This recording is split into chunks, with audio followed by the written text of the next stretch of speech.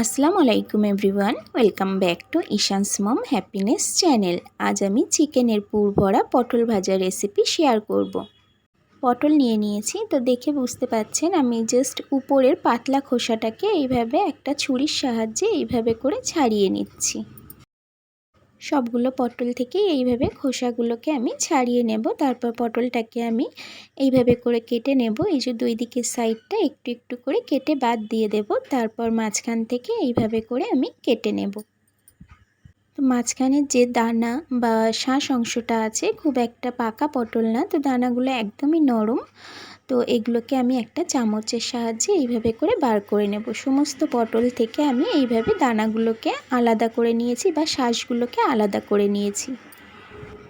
আর এখানে আমি কিছুটা চিকেন নিয়ে নিয়েছি, বোনলেস চিকেন নিয়েছি। তো চিকেন আর পটলের ভিতরের অংশ আর পেঁয়াজ আর কাঁচা লঙ্কা একসঙ্গে আমি পেস্ট বানিয়ে নিয়েছি। ওভেনের মধ্যে আমি কড়াই বসিয়ে দিয়েছি। রান্নাটা আমি সরিষার তেলে করব। তারপর তেলটা গরম হয়ে গেলে ওই যে পটলের ভিতরের অংশ, চিকেন, পেঁয়াজ আর লঙ্কাটাকে পেস্ট বানিয়ে রেখেছিলাম, সেটাকে এর মধ্যে দিয়ে দিলাম। হাফ টিস্পুন আমি এখানে আদা রসুনের পেস্ট দিয়েছি। একটু পরিমাণ মতো লবণ, হলুদ গুঁড়ো, একটু জিরা, ধনিয়া, মরিচ গুঁড়ো দিয়ে খুব ভালোভাবে এটাকে এইভাবে একটু ভাজা ভাজা করে নেব, জাস্ট 2 থেকে 3 মিনিট।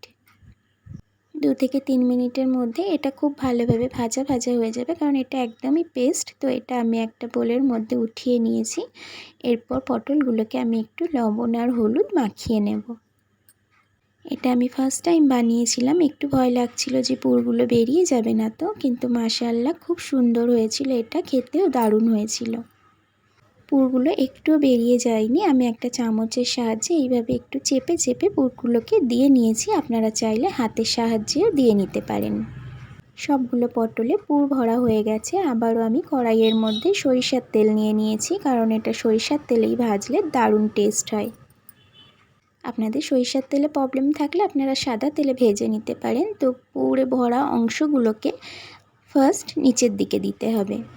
এইভাবে করে আমি যেইভাবে করে দিলাম, এইভাবে করে দিলে আর পুরগুলো বেরাবে না। তো একটা সাইড যখন সম্পূর্ণ হয়ে গেছে, তখন আমি একটা একটা করে এইভাবে উল্টে দিয়েছি। তো এইভাবেই আমি দুটো দিক ভেজে নেব। একইভাবে সমস্তগুলোকে আমি ভেজে নিয়েছি, সার্ভ করে দেখাচ্ছি। তো আমি এই যে একটু ভালো করে দেখিয়ে দিচ্ছি, দুটো দিক খুব ভালোভাবে ভাজা হয়ে গেছে আর পুরটা কিন্তু একদমই বেরিয়ে যাচ্ছে না। পটল ভাজার এই রেসিপিটা দারুণ টেস্ট হয়েছিল। আপনাদের কাছে কেমন লাগলো অবশ্যই কমেন্টে জানাতে পারেন। আল্লাহ হাফেজ।